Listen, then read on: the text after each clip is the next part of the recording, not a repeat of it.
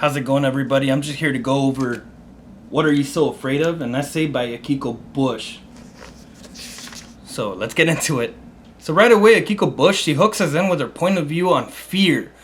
Just kind of telling us what she thinks about it and ending her first paragraph by telling us that the origins of fear are unclear. So that's an idea that she keeps revisiting throughout her essay, and we are going to look at how she does it. So right away in her second paragraph, she goes into an anecdote, which is a small story, small personal story. In her case, this one being about meeting a big 6-foot garter snake when she was 3 years old. And she uses this anecdote not just to kind of like relate with the reader by giving us a real story, but she also wants to relate it back to the original statement and uses it to explore the origins of fear. So right away, she uses this story because since she was 3, she can't really remember it too well. So she has this doubt about whether or not she actually does have a memory of meeting that garter snake and being saved by her brother, or perhaps she's just been told this story so many times that it's just kind of ingrained in her brain. Because the fact of the matter is, she is afraid of snakes.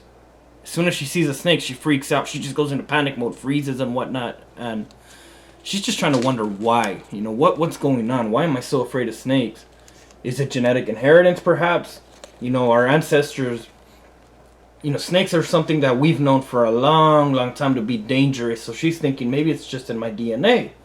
Or perhaps it's all of the above. Well, right away she goes into saying that fear comes in many layers, where many times it's combining genetic legacy and personal experience for the sake of survival. So many times we were already born with this like inborn fear.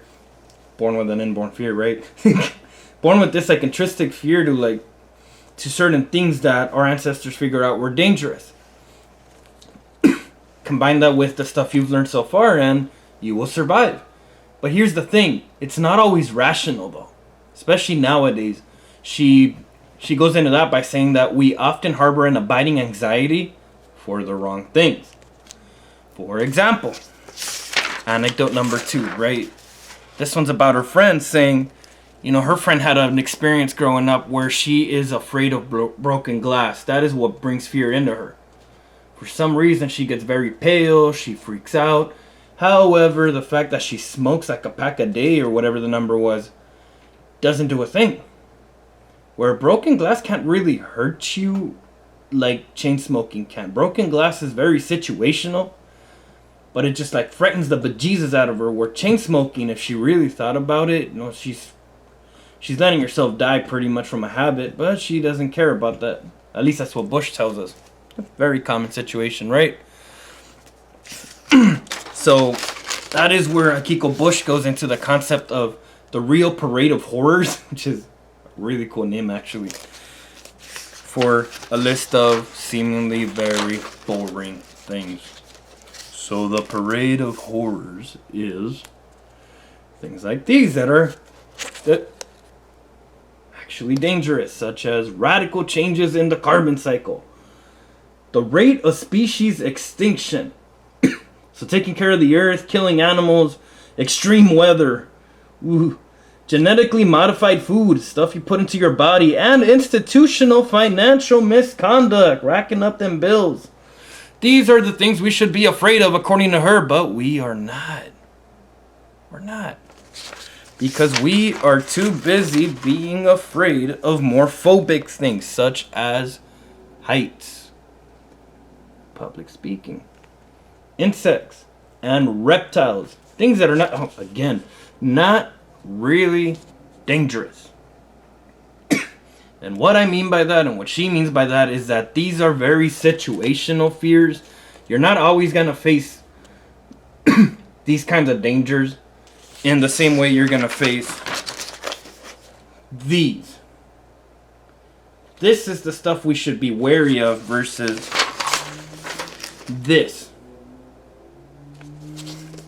So she keeps going into that by bringing up a quote from E.O. Wilson, which is this. You know, she brings up the concept of knives, guns, cars, and electrical sockets, and goes deeper into the genetic inheritance thing by saying that, by quoting E.O. Wilson when he says that our species has not been exposed to these lethal agents long enough in evolutionary time to have acquired the predisposing genes that ensure automatic avoidance. So our species has not been exposed to these four things long enough. We have not had these in our lives long enough as a species to have acquired the predisposing genes to ensure automatic avoidance. So we haven't had these in our human history long enough to be afraid of them genetically. So when you see a knife as a little kid, or a gun or a car, or sometimes even like or even like the socket, you're not afraid of those right away. You're kind of taught that these things are dangerous, versus running into like a wild animal or heights and things like that, where over time it is believed that there is this genetic like survival instinct that kind of tells you these things are not good for you. You should not try them. You should not mess with them. This stuff right here, it is believed that it just hasn't been around long enough for us to have it in us to be afraid of them. We kind of have to be taught. So that was E.O. Wilson. Let me put the person's name right there, very tiny in the corner. There we go.